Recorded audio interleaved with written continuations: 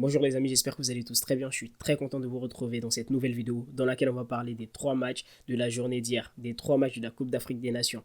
D'abord, on va parler du match qui a opposé la Guinée équatoriale au Nigeria. Match qui s'est terminé 1-1. Avant le début de la rencontre, j'avais fait un tweet où je demandais vos impressions et je disais que selon moi, la Guinée équatoriale allait accrocher cette équipe du Nigeria là. Pourquoi? Parce que la Guinée équatoriale, sur les dernières compétitions, ils ont été plutôt intéressants. Ils ont fait belle figure dans les différentes compétitions.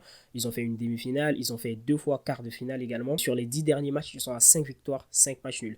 Du côté du Nigeria, ils ont perdu leur dernier match amical contre la Guinée sur le score de 2-0 et ça va pas forcément très bien. Cette équipe du Nigeria a une très belle attaque, on le sait tous sur papier, mais ce n'est pas très bon au milieu et défensivement. D'ailleurs, dans ma vidéo où je disais quels étaient mes favoris pour la CAN, qui gagnera la CAN selon moi, je disais que le Nigeria était outsider et j'hésitais même à les mettre en déception. Et selon moi, avec ce match d'aujourd'hui là, compliqué, très compliqué pour eux parce que bientôt ils vont également affronter la Côte d'Ivoire. Donc pour passer au match, sur les 15 premières minutes, on avait une grosse intensité du Nigeria qui dominait, mais ça s'est vite diminué parce qu'on a eu une Guinée équatoriale qui a réussi petit à petit à prendre le contrôle du ballon. Et pour précision, la plupart de ces joueurs-là, ils jouent en Espagne, ils jouent dans les catégories inférieures, enfin deuxième, troisième, quatrième division en Espagne. Ce sont des joueurs aussi qui se connaissent très bien. Donc on a eu une équipe qui a réussi à avoir par moment la balle, la possession de balle, surtout après passer le quart d'heure de jeu. On a vu cette équipe-là avoir la possession de la balle et ça m'a un peu surpris parce que je pensais que c'était le Nigeria qui allait contrôler la majeure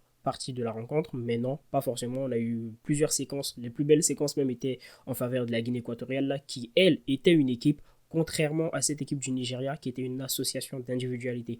On a eu une équipe du Nigeria qui a eu certes beaucoup d'occasions, qui a manqué beaucoup d'occasions, mais on ne sentait pas que c'était une équipe. À la pause, on voyait clairement que le Nigeria n'était pas à l'abri d'encaisser un but. Et dès le retour de la mi-temps, on a eu cette occasion-là et le but qui a été converti par l'équipe de la Guinée équatoriale. D'ailleurs, un très beau but. Ivan Salvador qui a marqué un très très beau but. Derrière, on a eu Osimhen qui a marqué également très rapidement. Je crois 2-3 minutes après, il a marqué. Il a donc permis au Nigeria de revenir dans la rencontre. Cependant, on va retenir surtout le mauvais côté de son match. Même s'il réalise un bon match, on ne va pas oublier les occasions manquées et surtout une très très grosse occasion qu'il a manquée qui aurait certainement pu changer le cours de la rencontre pour cette équipe du Nigeria. Malheureusement, ce n'est pas le cas. Lookman également sur son débordement et le centre, très beau centre qui permet à Osimhen juste de poser la tête et mettre le ballon au coin des filets. Lookman réalise un très très bon match en compagnie également de Iwobi qui était bon. Je ne sais pas vous personnellement ce que vous pensez de son match, je vais me le dire en commentaire. Iwobi parce que je vois qu'il y a des commentaires assez nuancés sur sa rencontre, mais moi je l'ai trouvé très bon.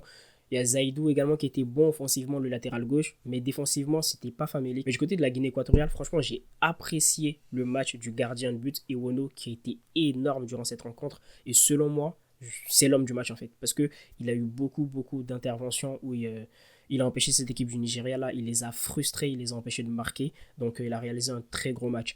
Donc le Nigeria aujourd'hui sont dans une mauvaise posture parce que bientôt ils affrontent la Côte d'Ivoire. Si mes souvenirs sont bons, c'est jeudi prochain, ils vont affronter la Côte d'Ivoire. Ça va être compliqué pour eux.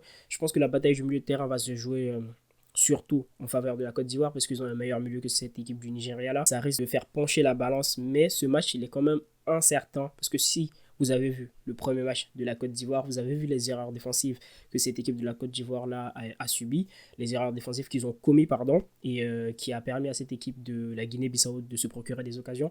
Et si c'est le Nigeria en face, si c'est Victor Osimhen en face, ça risque de payer très cher. Donc reste à savoir. Mais pour moi, la Côte d'Ivoire part favori, donc le Nigeria est surtout dos au mur dans cette poule-là. Reste à voir ce qui va se passer pour la suite de la compétition pour eux. Ensuite, on a eu le match qui opposait l'Égypte à la Mozambique qui s'est terminé sur le score de 2-2. L'Égypte rentre bien dans son match. Il marque dès la deuxième minute de jeu. D'ailleurs, un très beau but de Mostafa Mohamed, un but de numéro 9, quoi, d'attaquant, de pivot. Il marque un beau but, il se retourne, il marque directement. Il y a un truc qui m'a intrigué, il y a une chose qui m'a intrigué lors de cette rencontre, c'était le positionnement de Mohamed Salah, qui était surtout en meneur de jeu.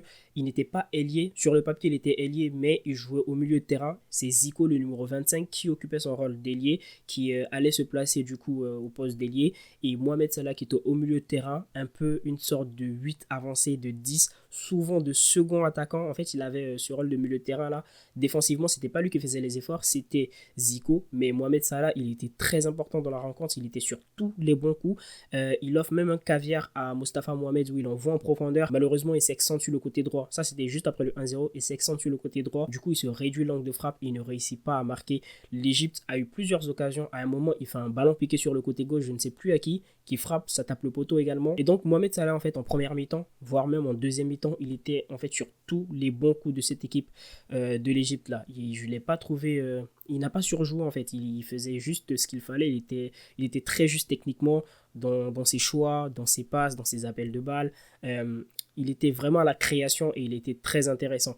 L'Égypte a eu plusieurs occasions de pouvoir alourdir la marque, se mettre à l'abri, on va dire, de marquer le deuxième but, mais ils ne l'ont pas fait jusqu'à la mi-temps. Du côté de la Mozambique, les ailiers, ils étaient très intéressants. Franchement, j'ai trouvé qu'ils apportaient beaucoup, que ce soit Witi ou l'autre, je sais plus c'était quoi son prénom, vous m'excuserez, mais ils ont été très intéressants. Et au retour des vestiaires, bah, l'Égypte, ils ont levé le pied. Ils jouaient plus. En fait, ils se faisaient des passes entre eux. Ils étaient patients. Ils attendaient de savoir ce qui va se passer. Et la Mozambique a très bien réagi derrière. Le latéral qui centre sur Witi, l'ailier qui réussit à marquer. Et ensuite, on a également un deuxième but dans la foulée sur un contre. Ça va très très vite. Et c'était le remplaçant qui est rentré, qui a marqué un beau but également. Et donc la Mozambique s'est retrouvée rapidement à mener 2-1. Ça a changé la physionomie du match. L'Égypte a commencé à mettre la pression de nouveau, essayer de marquer. Cette équipe de Mozambique a bien tenu. Ils sont restés solides défensivement. En fait, ils ont joué le rôle de l'Égypte. Ils ont été l'Égypte des dernières années en Coupe d'Afrique des Nations. C'était eux qui défendaient et l'Égypte essayait de marquer.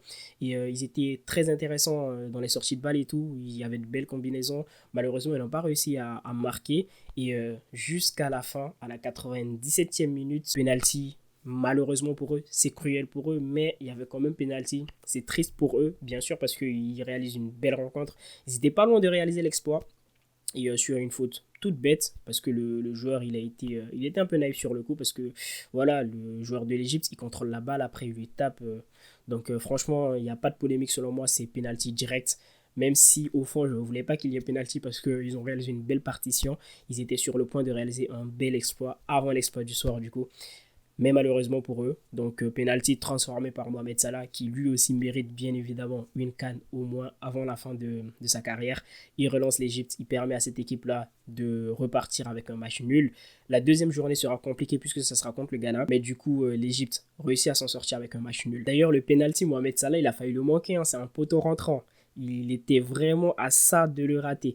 Donc voilà, ça va être compliqué pour cette équipe de l'Égypte là contre le Ghana lors de la prochaine rencontre. D'ailleurs, le Ghana qui a perdu contre le Cap-Vert. Cette poule-là, je la sens très compliquée. Ça va être une poule vraiment surprise. Hâte de voir ce qui va se passer. Donc maintenant, on va parler du match qui opposait le Ghana au Cap-Vert. Je vais être honnête avec vous, le match du Ghana contre le Cap-Vert, je ne l'ai pas regardé entièrement.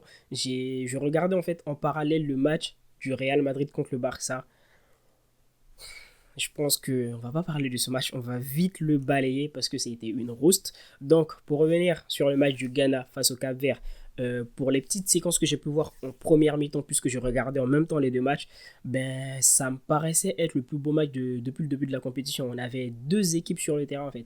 On avait des occasions de part et d'autre. Et d'ailleurs, le but annulé du Ghana là, waouh, c'est un très beau but. Malheureusement, il était annulé. Il y en a eu le Cap-Vert qui a réalisé une belle partition.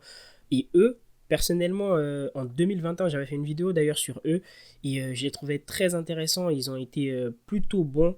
Il y a 2 ans, ils ont fait belle figure et aujourd'hui, ils réussissent à réaliser l'exploit face à cette équipe du Ghana là. D'ailleurs, le Ghana qui, dans ma vidéo pour les favoris de la CAN, eux, je les avais mis en déception. Je ne m'attendais pas à grand chose du Ghana, donc ça ne m'étonne pas de les voir perdre.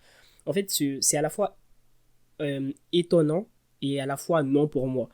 D'une part parce que ça reste quand même le Ghana et d'autre part parce que c'était pas forcément le scénario qu'on envisageait. Donc ça reste tout de même très beau. Quand même, faut le dire, Kudus, il était absent lors de cette rencontre pour blessure aux ischios, donc ça a dû coûter à cette équipe-là. On a eu Hashimeru avant sa sortie qui a réalisé un très bon match. Le côté droit du Ghana, Jordan Ayew, Mensah, il fait un gros match. Surtout Jordan Ayew, il fait un très bon match. Mensah derrière défensivement aussi, il fait un bon match. On a Djikou, qui clairement qui sauve le Ghana 2 ou 3 fois, 2 grosses occasions qui auraient dû se terminer en but pour le Cap-Vert, mais du coup il a réalisé un énorme match.